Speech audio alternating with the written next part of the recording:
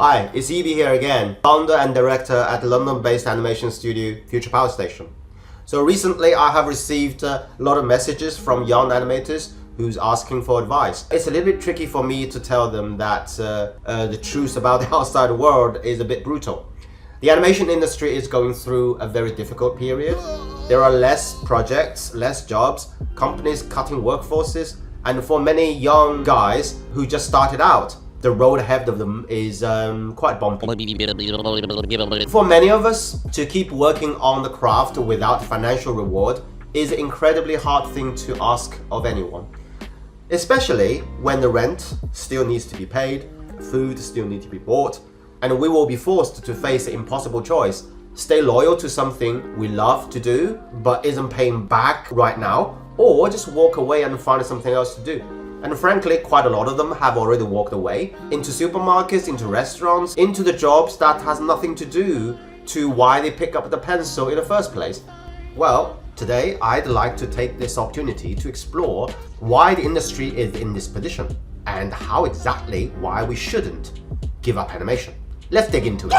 Firstly, we have to remember that the time is not always like this. Rewind to 2019. At the height of the pandemic, when we all had to stay home and lock down, it was actually a really good time for animation.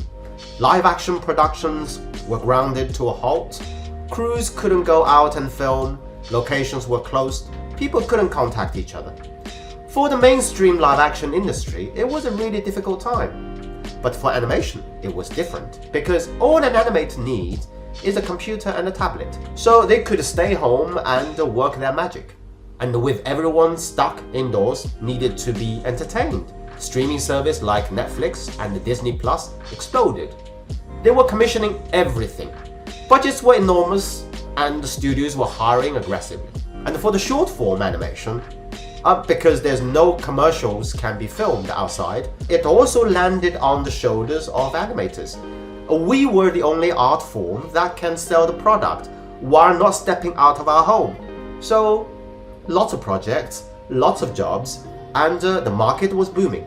It felt like we just hit the jackpot, and like the golden age of animation had finally arrived. Everyone was happy.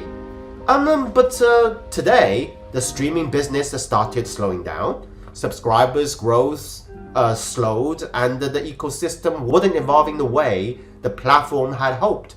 And so the Netflix and the Disney Plus started pulling back.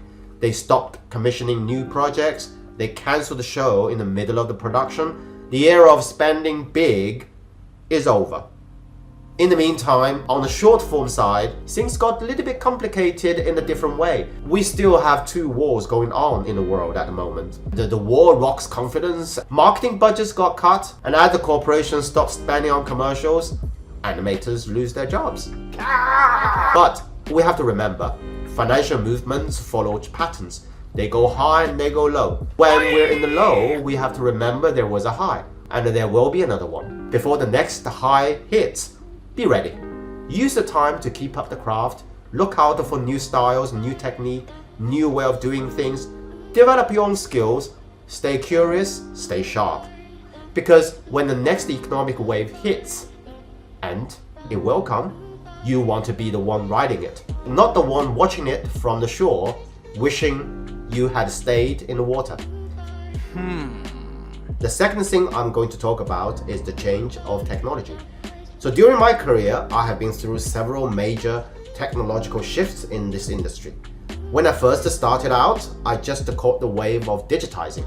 We were transforming from an old analog system to a fully digital one. Anyone still remember the name Quantel? It was cutting edge at the time.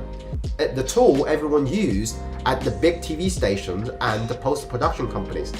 But during the digitizing wave, the machines got cheaper, the tools become more and more accessible, and all of a sudden, you could run everything on a PC. You didn't need to learn the big expensive machines anymore to get into the business. Resources were everywhere. The barrier to enter dropped significantly, and the industry didn't shrink. It expanded. It became more diverse and more vibrant. Then along came the 3D animation. And as Disney announced that 2D was finished and the era of 3D had begun, 2D animators lost their jobs. Disney closed their 2D division, 2D went out of fashion. I can still remember the time when a lot of DreamWorks and the Disney animators couldn't find jobs for months. It was a really difficult period for a lot of people. And then came social media. YouTube, Facebook, Twitter, these platforms decentralized the entire broadcasting world. The big TV stations were no longer the only gatekeepers. Media diversified in ways nobody had predicted.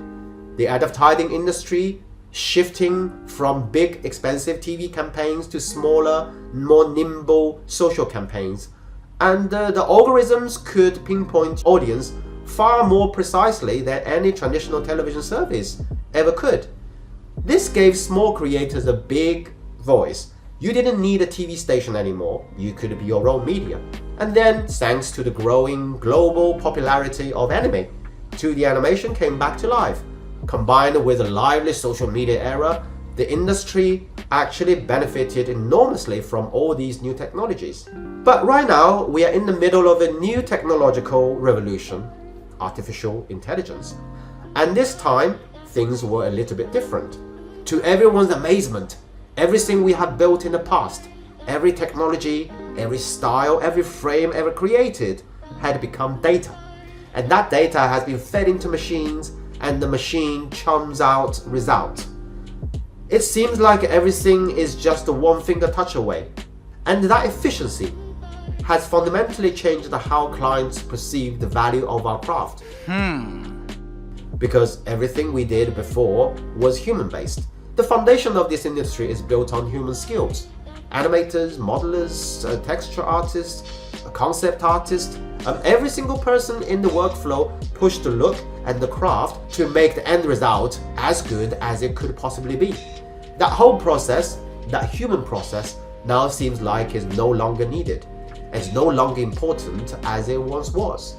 As a consequence, animators feel underappreciated. The craft took years to develop, and the skills hard-won through practice and dedication suddenly feels like it belongs to the past. And for newcomers, it is even harder. Their career feels like over before it even started. You can cut the entire process and still get the result. Not many studios are investing in the young animators to nurture them up like we used to be. And why would they invest in training young talent when the machine can seemingly just do it faster and cheaper? And that is a question hanging over the industry right now. And this is a question nobody have a comfortable answer to so far. And this is not only happening in animation. It is happening across every industry that is heavily human involved. Coding, law, medicine, it seems like everyone is racing towards replacing the human element at every level possible. But in that race towards efficiency and results, something has been forgotten. The process itself is what gives us meaning. The process is what makes us human. Think about football. The World Cup is on. I'm enjoying quite a lot of those matches. And every football match is 90 minutes, 45 minutes per half. If it's a draw, you go to extra time. If no one wins in extra time, you go to penalty shootout. You go through every step up and down with the players on the pitch. Every save gives you chills. Every goal gives you excitement. The whole 90 minutes pulls you in and doesn't let go. Now, what if we just cut straight to the penalty shootout? Skip all the pain. Two teams take the penalty shootout, get a winner, simpler, quicker, more efficient. But who would watch that kind of game? The penalty shootout only means something because all the things that happened before. The 90 minutes, the extra time, the struggle, the drama, cut that out and there's no thrill. And there's just a result. A result without journey means nothing. That is exactly what happened when you remove the human process from the creation. Even if one day we lost all our jobs and found ourselves living on universal credit as they have claimed, we would still need to find something to do.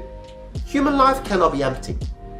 Animation is a painful process for many people. But for animators, the pain is the juice.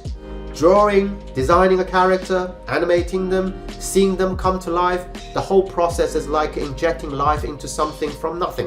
What could be more exciting than that? If you give that up, you are giving up yourself. Because the process is not just how we make animation.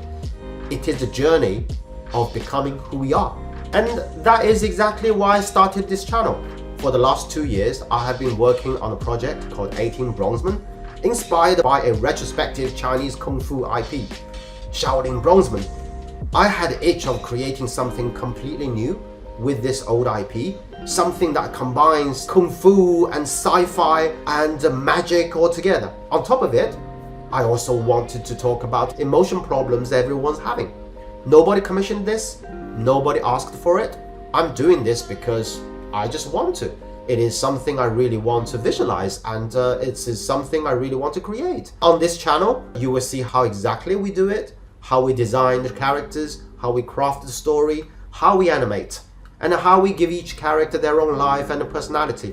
The whole process, bit by bit. It's like watching a baby being made and seeing it come to life. Will it be a success? I honestly don't know. But that's not the point. The point is we are creating it. The point is for us to stay sharp and alive. So if you liked what you're seeing, subscribe and like us. And if you're an animator, don't quit. Rock on.